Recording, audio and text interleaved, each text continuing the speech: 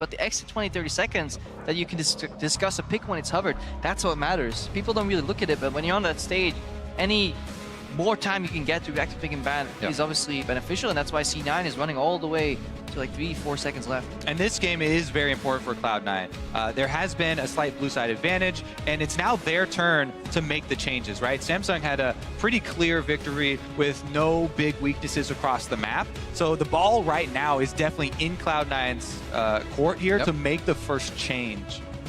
Kennen makes it through the pick and ban phase. What is Cloud9 going to try to snag first with that Jhin on the hover? And this could be exactly what Meteos was talking about just now. The best of 5 pick ban adaptation, the in-game adaptation, getting a feel for the opposing team is always better than just doing VOD review. Yeah, I mean, but that being said, we just did VOD review, and that's what we came up with. I already did. Here well, they are. What we're saying is, it's hovering it. Put Kobe in code. They're just hovering though. Okay. Jhin will be that first pickup. No hesitation once again from Samsung Galaxy. Pick 1-2.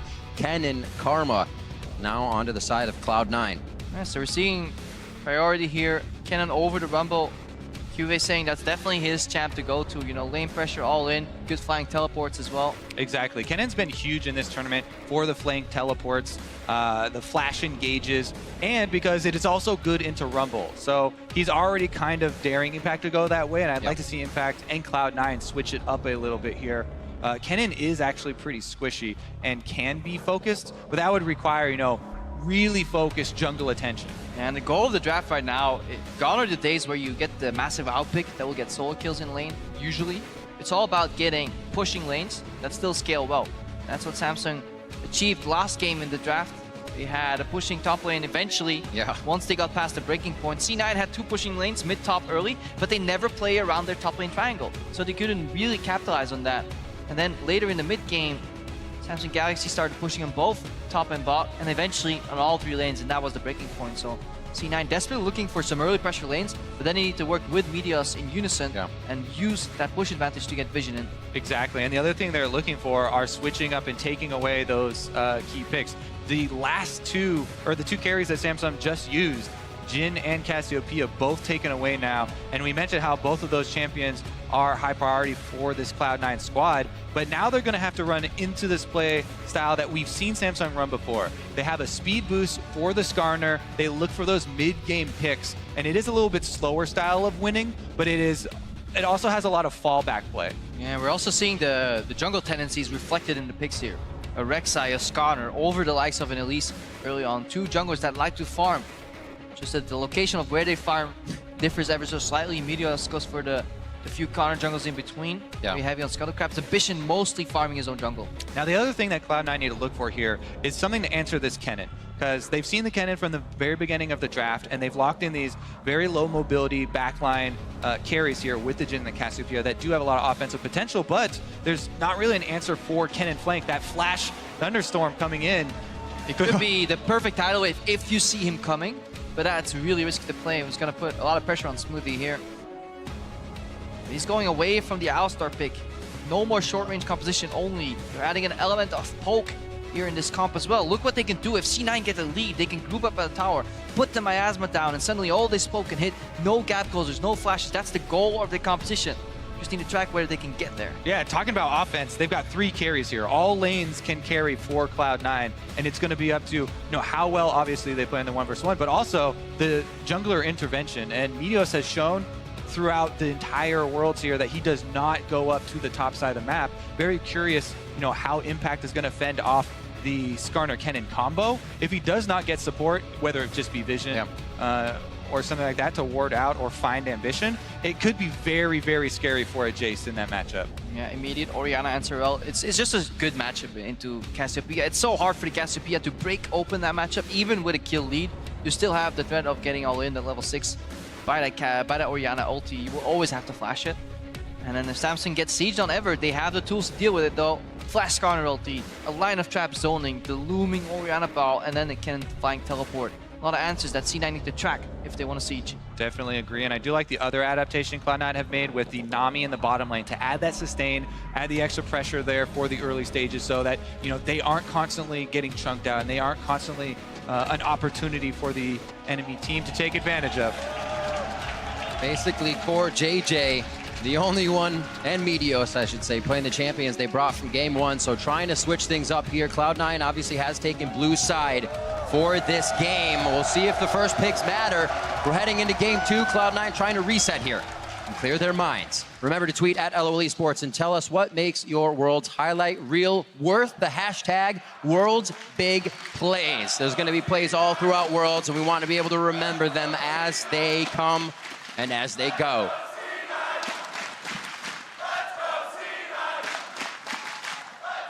Crowd once again behind Cloud9 as they step onto the Rift. We are heading into game 2 of this best of 5.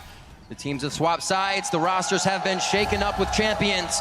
And we'll see how it plays out in game 2. Definitely a risky comp here for the underdogs, Cloud9, with a lot of damage and the potential to snowball. But they have to, get something going early here because Samsung, they have a lot of flash playmaking abilities. Skarner and Kennen can pose a very big threat to the back line. Yeah, they're rolling the dice here. Could be rolling the top dice as well when Impact and QV go off against each other again, because that's a very snowbally matchup. In a Jace matchup, if he dies once, this Kennen can continuously bully, but if Impact somehow gets ahead, he can swing that matchup too. He got ahead! Ha! It's over. Always feels really bad as a Kennen when your opponent even gets a little bit of health. You can stun him all the time, but he'll be able to fight you back. So it's always good for Kennen to have to stay on top of that lane, as well as be as ferocious in his engages. That's a lot what Samsung is bringing to the table here, just jumping into your face. We'll see how Cloud9 reacts once we get to that point in the game. A little top-heavy set here as they just kind of hang out in the jungle, looking to pick up some gold. And I wonder if Meteos is going to go for the Wolf start, where you smite them early, and you basically leave the Wolf Sprite to kind of patrol your left side jungle, so make sure that Skarner doesn't come in and steal the early blue buff away, because then you can return at level 3 or 4, hand off the blue buff to your mid laner, and then swing that matchup into Jensen's favor. He definitely needs some help. Jungle presence, early lost chapter rush, maybe just the early blue buff, anything that can help or get out sustained. All right, good start there for the Samsung bottom lane. Their patience waiting in the side rush is rewarded. Got that Soul Flare double tap. These are the few levels where Jensen can still have a trade advantage, and he's really making use of them. So that's good for C9, playing towards his strengths early on.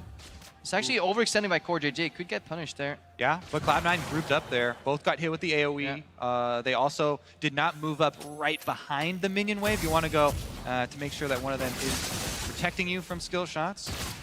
But Nami sustain in effect, as seen here.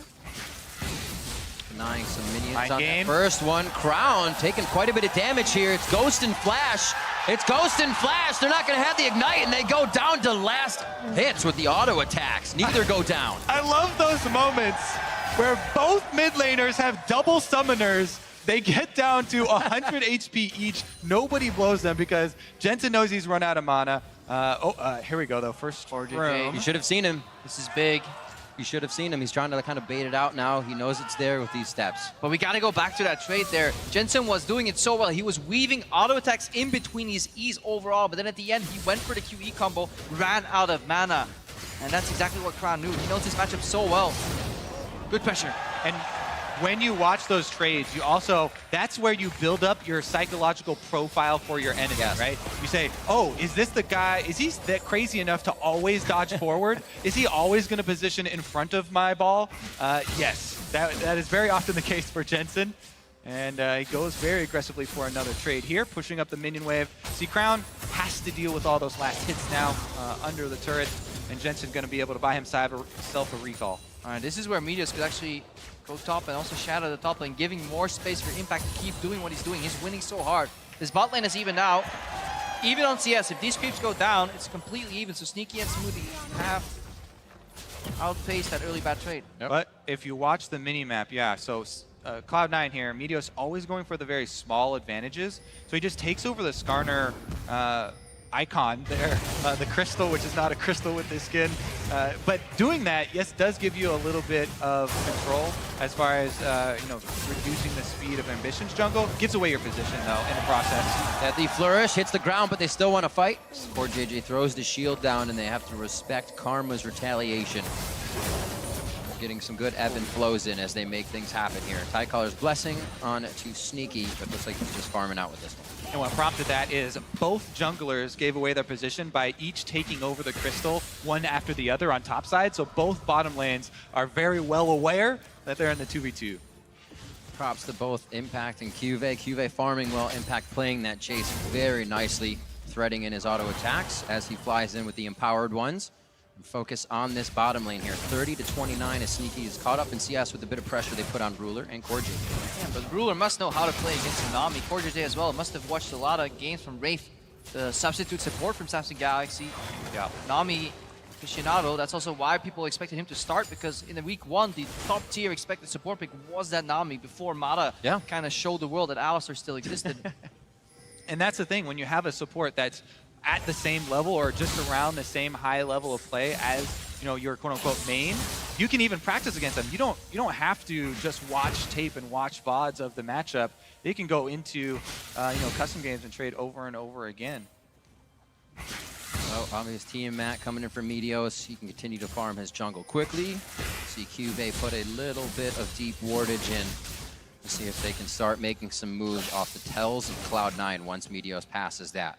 43 to 41 here in the top lane. So far a different game, but it has not exploded here. We haven't seen somebody take the lead.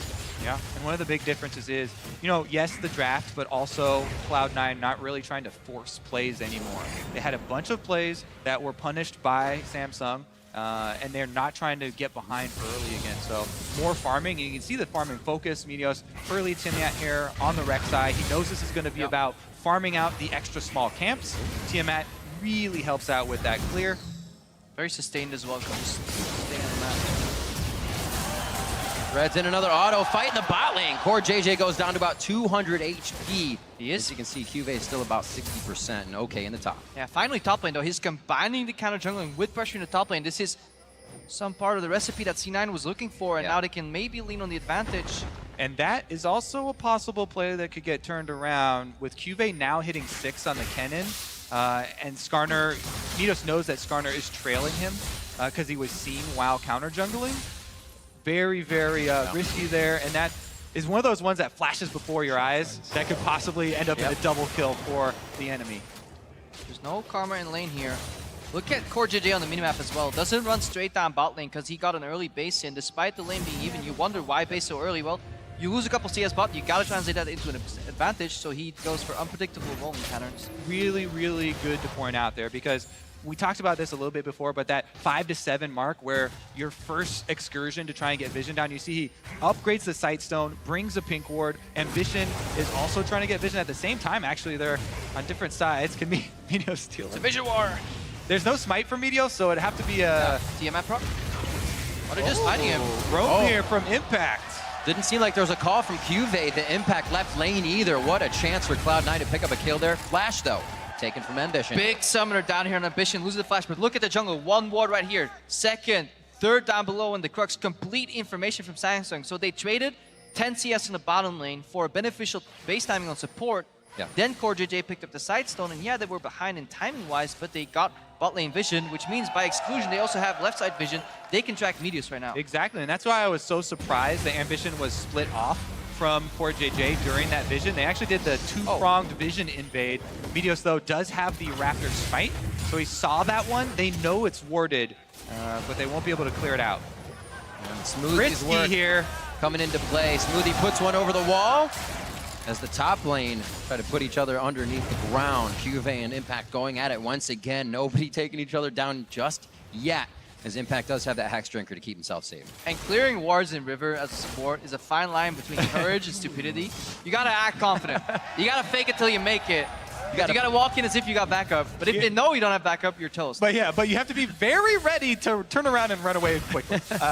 Pink ward die, though, over and over and over. All 3 of those pink wards that just were purchased and placed on the bottom side were all just cleared out. Yeah. That means that the vision Cloud9 actually left on the top side is the important vision that still stands. Meteos, though, walks over Cuve's defensive Tri-Bush ward. And this might be an error in communication, whether they didn't track the wards. But even though this gank doesn't accomplish much, he's at least getting in the head. He's breaking the pattern of Meteos never goes top. And that's important, because the next time Impact walks up, Cuve may hesitate for a second, It's like, why is this guy so aggressive? Is he alone, or is the jungler here again? And those little things matter. So even if that gank doesn't work out right now, it could get into Cuva's head, but he's proven to be very stable. It's doubtful, but there's a chance. And they would need to do that in a different way. One of the things that I've been a little bit sad about at Worlds is I have not seen too many of the wraparound ganks where you come through the lane, through these lane rush. Right. And yes, at the top lane, you can ward your tri-bush over and over on red side, and that's, you expect there to be a ward there. But very, very few top laners will buy pink wards or extra wards for their lane brush, and you can sneak in there, especially if you have flash on Rek'Sai. That could be a very easy route. And those are the low percentage plays. You know, they don't always work out, but when they do, they give you big hits. But in searching for efficiency here and not wanting to get cross-match too often, it's so dangerous when you don't do that. I like this more of a play. Constant push up the lanes here. This Nami pick paying off because this control in the bot lane cascades into the river. The vision is ready to test. Sneaky. Ultimate down. Pretty tanky so far with that Cinderhawk. The inner flame just completely tearing through Smoothie there. Looks like they'll be able to get this one down though. The Soul Flare rather from Karma. Shockwave threatened. Both damage. Jensen's there. Ghost and Flash. Doesn't look like he's going to have to use either to get out of this, but there was a Flash from Sneaky as well in that play. Yeah, the difference there between Jensen and Sneaky is that I believe they communicated that Rek'Sai's, that Skarner's ultimate is down. It was actually Sneaky who was the one who took that the Skarner ultimate. However, he was the one to burn his Flash, scared of the follow-up there instead. Yeah. Just being safe. He was a little bit lower. He could get comboed down. Cassiopeia always has a threat, and Jensen still had some room before he had to flash. So I think C9 played that one perfect here. They didn't get afraid. They let their AD carry get dragged away into the enemy team, and they calmly kept doing Dragon right there. So for once on the same page, and that's a difference in these little plays. The Nami tidal wave for disengage plus the Nami heal there gives them the confidence to get out, and Cloud9 get the Drake with only burning Sneaky's flash. Now look at the build here. Cube opting into early aggression here. Magic Pen boots after a single item. This could catch Impact off guard, but because he CS so well early, he already has that Hexmaker and a Dirk. Second Doran's Blade as well for a little bit of HP from these all-ins from Impact, as well as to CS a bit better under that turret. Coming up on 12 minutes, a much more even game we have here in game 2, I think, as well. Cloud9 is not allowing themselves to fall prey to little mistakes. Yeah, and fascinating for these team comps as well. They both want to group up for different reasons here. Another duel between Impact and Cuvée. Knock, knock. Oh, here come the junglers as well. This time they smell blood, and Cuvée is very low. Yeah, Media's checking for a camp. If he can cancel that back, that would be big.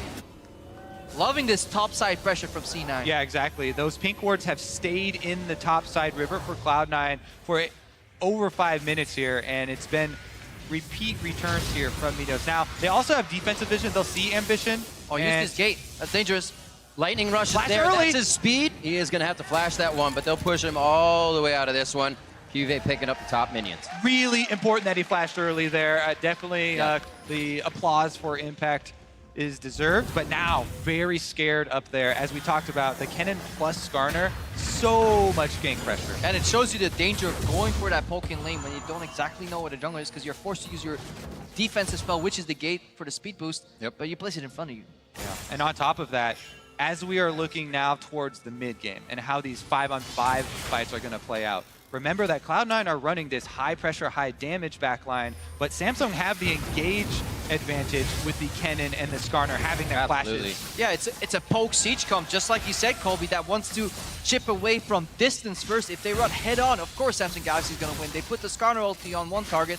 Once the defense comes in, instant Orianna ulti and it's over.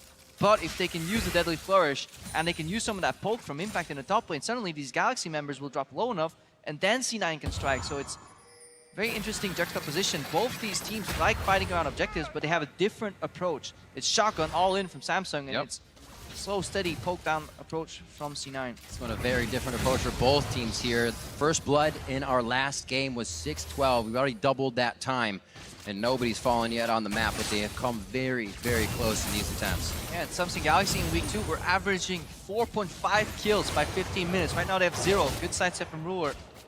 So this is kind of breaking their early game pattern, and C9 for once, they're staying even. So definitely a much different game. And I think it's an intelligent adaptation from Cloud9, because, here we go mid lane though. Double summoners available for Jensen. Mind game. Yeah. You don't want to flash too early because you don't want to flash for nothing. We don't want to flash too late because then you're dead.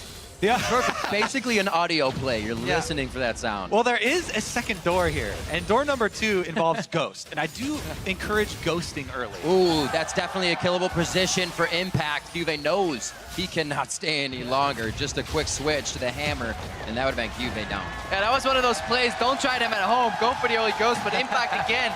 Look how he's leaning on that advantage because now he has the assistance of Meteos.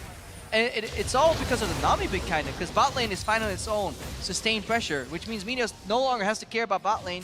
He can switch his focus to mid and top, play the top lane triangle, and Impact, he can relentlessly keep pushing. Last game he was pushing early, but he got afraid. He got pushed back in lane. Exactly. A Caitlyn Karma, while it's oppressive and pokes heavy and is annoying to lane against, does not have that same kill pressure. Does not have the ability to punish you for mispositioning like that. And Sneaky and Smoothie just fine on their own down bottom. Meanwhile, Impact getting that CS lead in this game as well. But remember, as we transition to the team fight phase, Kennen has a very high impact as far as all in, especially if Flash is available. Proto Belt on the way as well. Yeah, that's the difference. Well, going for the instant Proto Belt rush here, Magic Pen boots. Jensen doing is formidable in this mid lane though. He's joined an objective. Contested it, didn't have to flash out, he dodged the gank, fading flash for flash against the scholar, and this is the second flash from Ambition that's been burned. He's used one ultimate in the game, all have been for naught. Also remember, the flash that Sneaky blew last time they took the Drake is back up right now. Cloud9 went unpunished for that summoner spell. There's a hit. Tidal Wave goes down, they're still on Sneaky, they throw his exhaust in, and Smoothie tries to get in the way, say attack me, not my AD, and they come out worse for the wear on that one. Yeah, I think that's one thing you can criticize. Well, actually not. And 4, we need to see what Ambition does here. One thing, pointing. well, yeah, see, so one thing about, people always talk about setting up for Drakes, and Drake is about to spawn 15 seconds, everybody be here. The other thing about setting up for Drake is sending your jungler down there, trying to pressure one of those lanes to force a recall at a suboptimal, Could be collapse here on Ambition if he gets bubbled. Everything was just used by Smoothie. They let him pass this time. But yeah, back to the point, as they continue to fight over Drake, recall times and staggering those recall times around the objectives can sometimes be just as important. Yeah, definitely. So let's see if Ambition can contest here. He has his 80 carry and support in the jungle, but Cloud9 don't necessarily know that. That's a really good zoning by Asma here too. Top laner as well. Impact sitting in the bush, ready for a TP if it needs to come in. They play it safe. And Cloud9 grabs Dragon number 2. And despite having the unfavorable matchup in the mid lane, Crown is not getting access to the river sooner than Jensen. Jensen's been there for the first time every single time, much faster here, despite playing in a matchup deficit. Impact playing this top lane so well. Fog of War is Jace's friend. He always has that pink ward below him and always a ward in the top to know if he can get Juve on either side of the wave with a shock blast, and he has been chipping away when he has time between farming. Ward clearing now for Samsung Galaxy. They've been all over Cloud9's pink wards as soon as they come out. Yeah, the battle over vision in River has been very tense this game. Meanwhile, in the top lane that you're talking about as well, with Impact and Juve, and talking about backing up and looking for those teleports, there is a pretty big opportunity cost to teleporting away from a Jace lane. Because Jace can very quickly melt towers. The first turret gold is still on the map here, so if there's a huge fight bottom lane, there's... You were saying? Ruler flashes over the tidal wave! He goes for a surf, and Core JJ still getting the shots in. Smoothie with 350 health lives on that one with just about 100 under his belt. Impact forced to go back as he's not ready for Ambition and Juve together. Yeah, a lot happened in these last 2 minutes right here.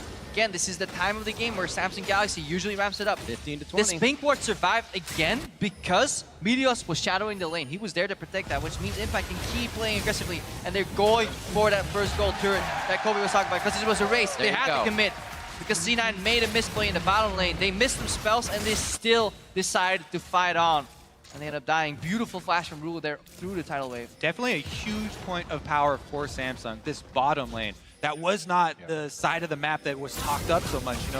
Ruler, one of the new guys on the block, and Core JJ, swapping roles, going back to Korea, coming in. Yeah. And such a huge part of their run to get to Worlds. And that bot lane play, see, it all stems like... Again.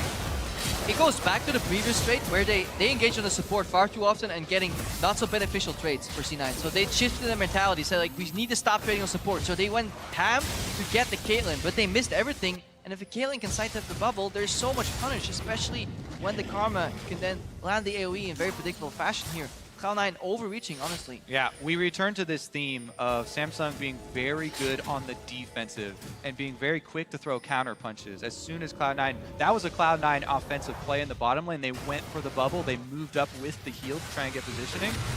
But Samsung cut off the retreat. They lay down the trap right behind Sneaky. He walks onto it, and they secure their kill 2 versus 2. Mid lane on to Crown. Oh, Cloud9 says king me real quick. And that Crown can goes move down. That can move right into mid pressure here. Cloud9 have a ton of extra damage in top and mid. Gonna try and burn down the turret. And you can see exactly what happened there. Crown died with both Ghost and Flash up because it was a beautiful miasma. Look at Meteos' Flash. It's down. You can only see what happened. It was Ghost W from the Casio, Flash knockup from Meteos, and suddenly Crown, yes, he has his ulti, but he couldn't even get it off in time. Completely caught off guard. And that's mainly because if you look at the left side, pink ward vision. Vision control in the river is paramount to control of the map. Yeah. Incredible Cloud9 completely wiping game 1 out of their minds, coming in even stronger in game 2 and playing proactive enough to get themselves first turrets and kills under their belt. Jensen now sitting pretty in mid lane. That Abyssal Scepter is complete. We've got a little extra money as he goes towards his Rylai's. And just to point out how stark the contrast is, let's see this again actually. With this play here, yeah. Oh, sneaky. sneaky. So beautiful. Cloud9 right now are even and slightly ahead of Samsung Galaxy. Samsung Galaxy in their last 3 games, which were all wins, was up at least 8,000. They were on average 8,300 up and 20 minutes. Right now, they're bang on even, so this is a whole different world for them now. And something important in that play as well is it kind of speaks to the mentality of Meteos in the front line here. Even though they're playing a more cautious game and they don't want to force as many of those super early game plays that are fairly low percentage, he still has to have the killer instinct to flash it for the knockups when you see something like that. An opportunity so clear as that, and that is important to know that Cloud9 still have that after that huge loss in the first game. Yeah, and honestly, it's great to see that he went for the play despite a flash knockup in the last game, honestly costing them the game. Not because he failed, but there was lack of synergy. This time the W from Jin was perfectly timed. Meteos also, yeah, killer Titanic instinct. Hydra. Very killer. It's like they want to put the pain down. Cinder Hulk into a bit of good damage for himself. We'll see how they continue to use that. Placing their wards forward a little bit more, something Cloud9 lacks in a lot of cases, and they play around too much fog of war, but here they are trying to light up the map. And they're setting up around this dragon so early. Vision control is always there. They're punishing Samsung Galaxy from entering, because look, it's 2 Ocean Drakes. They're not the best for C9, but denying them of Samsung Galaxy is a big hit because Samsung's playing as the Pokemon. They would have loved to have these Ocean Drakes. A very good point. Wards continue to be moved forward. Cloud9 looking at a 30-second Infernal Drake to get a little bit of buff on their damage. Yeah, that is going to be huge because anytime you talk about a very high damage backline, a 3-carry team. 4 carries. 4 carry team, but well, yeah, Titanic. That's true. So it's not going to. Okay, 4 carry team. There you go. The Infernal Drakes are that much more important, and it is spawning now. Also, look at how the vision is creeping up into Samsung's jungle. This might be the point where Samsung call it though. Yeah. They have Flash on their engaged champions, and they're moving in. They're moving in, but they can't grab the tank, and the Impact moved down because he doesn't want to teleport in. He's a Jace. He wants to poke before the setup. Remember, the C9 is a poke composition. They do not want to hard engage. They want to keep moving Samsung Galaxy left and right, whittle them down. That's why it's so important to push these waves up, because every time you push up the wave, you buy 5 seconds. Kennen's trying to clear in the mid lane, so Cloud9 move in and get vision control. And we can see the combo right there. It's tag into Jin W, into Miasma, into more poke, re-engage, or disengage rather. That's what they're running here. You gotta be so wary of the hard engage from Samsung. This teamfight could be over in simply 3 or 4 seconds if Samsung pull the trigger. The only one, oh, beautiful ball movement over by Jensen. Causes the dragon to have to be fought. C9 says we'll take the fight as well that follows after. That's gonna be, no, that's Ambition getting it. Looking like it was a Rek'Sai, but it's Skarner. Meteos has to get out of this fight. Still waiting for Ambition's flash engage. Meteos is going to be safe. The trap does not allow a headshot to come through from Ruler. I was so ready for the flash headshot from Ruler. There's still heal. Yeah. But I like the commitment. C9 were at least in unison right there. They had communication that multiple parts worked together to stop that dragon, and they moved in. Sure, it was a missed smite, but thematically, it was a good play. Yeah, definitely going in to try and force that and zoning off Samsung. But Samsung do get the important Infernal Drake there for themselves and denying it from Cloud9. And that was Crown moving the ball. I'm sitting in last game with Jensen on Orianna.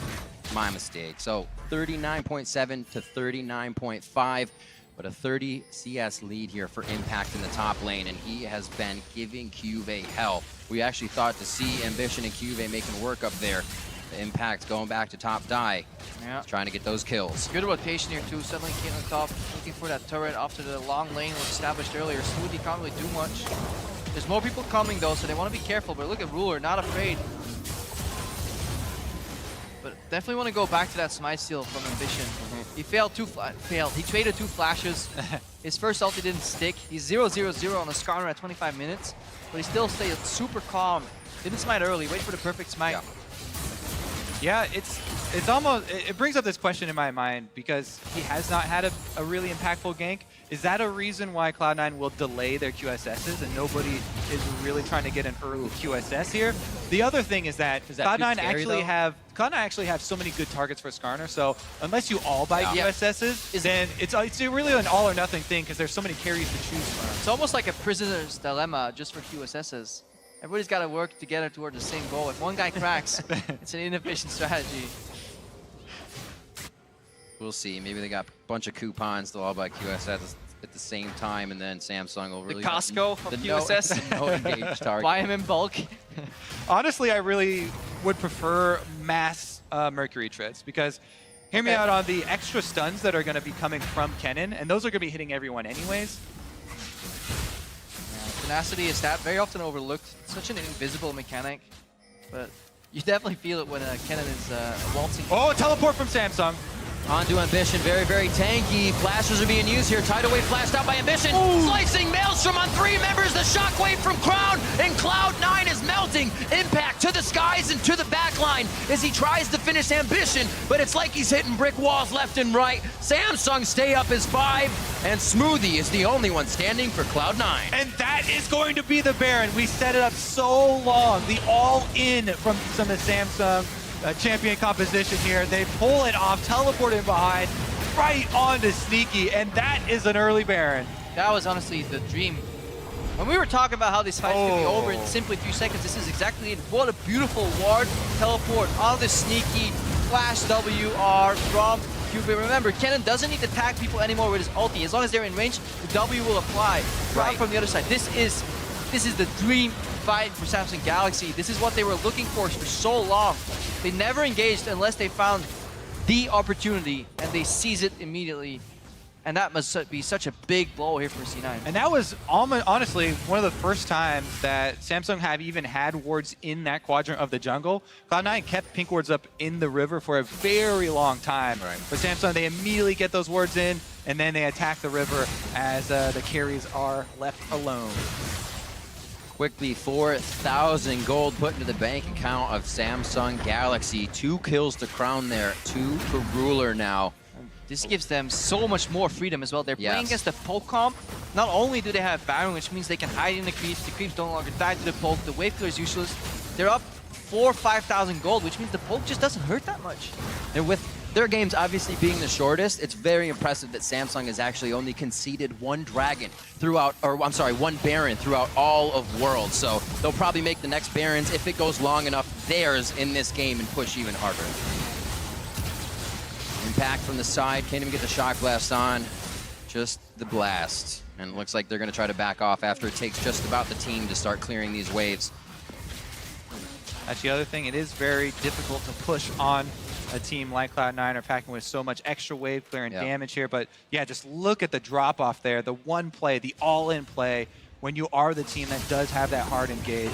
Here they come though, looking for the engage again. Yeah, no flash, just they use speed up. movement speed steroids here, just a zone. Get him off the tower. Here, look at how far forward those traps are from Ruler, and then the simple rotation top here. This is what Samsung's looking for. Isolate objectives, our turrets, get them more gold boost off the back of that play. Baron power play already at 4.3k. And it's important for Cloud9 not to overextend trying to defend these secondary turrets, because the gold kind of rubber bands when the team with Baron, it's going to shoot up here as they push down turret after turret after turret. Cloud9 just need to stabilize at their inhibitor turrets. Those are much easier to defend and try and farm off the lanes.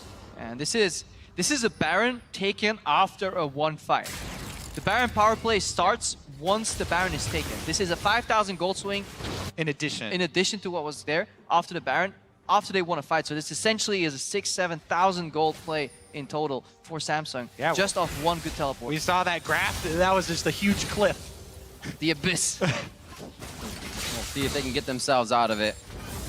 Clouds fly high in this game. Impact still with the good few items to make a hit on Samsung Galaxy. If they can find the poke as Samsung rotates left to right. Unfortunately, Cloud9 has been pushed back almost to the stairs of their base, so they're only making small excursions here out into their jungle, setting wards and then backing up. Some of these wards they can't even defend still, and now it's to the bottom lane for Samsung Galaxy. 10 seconds remain. No more creep up, so it's going to be hard to siege because they are running into a poke comp. C9 also got that dragon, so that's triple ocean for them. Did they steal it? Oh, they just walk out. Not too much of an engage as well from the poke team. They were just looking to get a nice catch on somebody if possible. And the game number 1 ended just about 3 minutes ago. This one's going to go much longer than that as Cloud9 now put on their engage with a tidal wave. The curtain call comes out. That's Azania's and ultimate by Cuvee, pretty much just zoning Cloud9 off any more engage. We see Meteos go down. He's the front line. That's a lot of squishy health bars, and I don't think Samsung will stop on this engage. Crown is tanking. One shield, the second command protect, but it's not enough as Jensen comes through with the perfect fangs to take 2 down. Both teams a bit over-aggressive there as Cloud9 go for the engage, get turned around on, but then Samsung follow under the turret and Cloud9 get some redemption kills, actually. Yeah, the patience from Jensen at the end there flashes out early because he got dragged into that fight by Ambition. The ball placement wasn't perfect. The command attack slightly missed, so they placed the ultimate, or the ball rather, on Ambition, and he was so close to dragging multiple people in there. Only tagged one, and then they kept chasing, even though the cooldowns had already We'll see it here one more time. Here it is. He gets grabbed very early. Once this miasma fades out, Ambition's looking for the re-engage of Jensen, drags him in. But the focus isn't there. Jensen flashed out, mostly due to the zoning from Meteos. Kennen ulti only on one target too, so this is all in all a good fight. Look at how close this is. Ooh, Oriana ulti as well. Good guy Impact taking that ace in the hole as well for Jensen. And then since Cuvee doesn't have Sonya's or his ultimate there, very ill-advised tower dive for him and Crown to both go down because of that misstep. That could have been a push all the way into the base if Samsung did not mess that up. Definitely so. See the setup for Sneaky there with the curtain call and the follow-up from the rest of the team.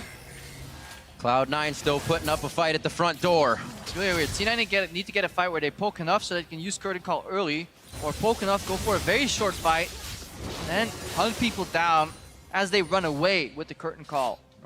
Sneaky looking for a position to carry this game here, but at all times and at all costs, C9 need to not repeat what happened earlier. They need to avoid the teleport cannon flank. And that's so difficult, you know, moving forward. As the map is now bigger and bigger with all of the Cloud9 turrets going down, there's so many areas that they have to worry about wards being in for the TP flanks of Cuvee, for the flash engages of Kennen. And I really need to see the Cloud9 backline actually spread out so that if one of them gets caught with a Kennen ultimate, that's not bad for them. But if all 3 of them are taking that, and that's going to be the way the team fight crumbles. Oh, Impact though. This played out very differently Run, a few minutes ago. Cuve's gonna flash forward. Ooh, hits the captive audience. Deadly Flourish keeps him stuck in line as well. That's flash for a flash. Woo. Everybody gets out there. Yeah, Ambition noticed he didn't have anybody behind him and said, all right, I'll come back to mid. We'll push the lane and set everything else up to make sure Baron is ours. Yeah, we can follow Samsung Galaxy here. They push up mid first, they move into the aim in jungle. Look at the sweep from Ambition. He just wants to be aware of what vision is left. Gets his crystal. And then they deny some of the vision that's left in the Baron pit from C9, so a couple pink wards there. Suddenly, Samsung Galaxy with really good vision control. Yeah, crucially, in that last 1 versus 1, where Impact flashed away, Cuvée also burned his flash trying to follow. And Right. that is a huge team fight tool. The flash on Impact, Okay, not it's nearly as important. enormous. Right now, though, Samsung want to pull Cloud9 out into the open territory where they can collapse again. But look, they know their Baron setup might not be perfect. They don't have the flash on Cuvée. So while C9 desperately or very calmly face-checked that area, they trade that for base timings. So C9, they're retaking the Baron area, but Samsung Galaxy is already in base shopping. There's no Baron rush available from C9 because they got to move up. Yeah, currently Cloud9 just want to, keep enough vision around that they don't give away the Baron, without a little bit of pressure. But they also are looking to farm for later in the game. They're trying to make up this gold deficit because right now Samsung have a lot of extra power. Yeah. I love the protection that Ambition is getting. He's spearing heading into the jungle. C9 desperately trying to keep it out. They don't want vision in their jungle, but now mid lane is kind of exposed. So Galaxy's going to herd the cattle, move him away. The zone from Ambition is so big. He has that acceleration in him with the Karma Shield. And suddenly mid lane is exposed. And watch where the snipers of Cloud9 are going for. Poke onto Cuvée is the most important. Kenna doesn't get health back. Using the shield from Karma and from Orianna like a Bloodthirster shield. You see Ruler getting in, already prepping shots on the turret. Smoothie could find himself going down. Ooh, no teammate to get in range, but he's going to be forced back to the base. This gives Samsung time to play. And it gives them access to mid again, so instead of going the long route, they can now path into the Baron here. Ooh. They just simply walked up and took a base turret here. They traded, they faked out the Baron version, and then they just ran straight down mid. Yeah. Cloud9 would love to pick up these two big minion waves on the side lanes, and it's up to Samsung here to choose between trying to pressure and make them come away from those minions, or going back for those recalls now that they just got chunked out after that fight. They are giving up the map, and Cloud9 trying to collect some of the money. Yeah, they love trading minor pressure advantages for bases here. A lot of recalls coming out. And crucially, before they did go for the recalls, Samsung actually cleared out a bunch of the Cloud9 vision. So now it's this give and take where Cloud9 trying to sneak in, get the Scuttle Crab. This is a very important Scuttle Crab Meteos is after. Especially since there's not that many guys that can jump over the wall. If you're playing against a team that can actually jump into the Baron pit from behind, it's a little dangerous, but this is the massive value Scuttle Crab. Ambition now with his Guardian Angel up as well. Meteos already has his, but that just makes Ambition that much more of a beast. Because Impact is in the bot lane. They just want to bait him in, force him for a decision. They have to come through traps and the zone from an Orianna ball here. Look at how fast this Baron's dropping. There's a TP coming in. It's a little far behind. Cloud9's going to try to take the fight. Meteos is in by himself. That was they flash in as well. Guardian Angel comes up. He might be able to tunnel down. And he's not even going to be able to tunnel backwards out of the pit. That means they're pinging now from Samsung Galaxy on that mid lane. But we'll see how they go. That's such a risky play, and considering Meteos also has Guardian Angel, you're giving up even more if you go for that flash steal, which is very low chance of success. But Cloud9, they do disengage without giving over more deaths. However, this is going to be a huge push for Samsung. I think they definitely get inside and get at least one inhibitor. A great setup right there. Damned if you do, damned if you don't. For Meteos, what's he gonna do right there? He had very little time to make the decision. Oh! What a flash! 2 down now. Jensen, 60 seconds on the clock. Smoothie just gets autoed down by Ruler as they follow up with the damage. He's gonna go ahead and drop the inhibitor as well. Top lane was being pushed by Ambition, but he joins his team now inside the base. 10+ minutes from game one. Samsung Galaxy looking to make that repeat, and they take down Sneaky before they look once again at the Nexus. 11-4 in game two. The final shots from Ruler to take down the Nexus, and Samsung are up now 2-0. Samsung looks so impressive, and they're already making this case, threatening the other team, saying, we want to go very deep here at Worlds. They want to go all the way to the end. Yeah, the way they can take a small opportunity and just punish super hard.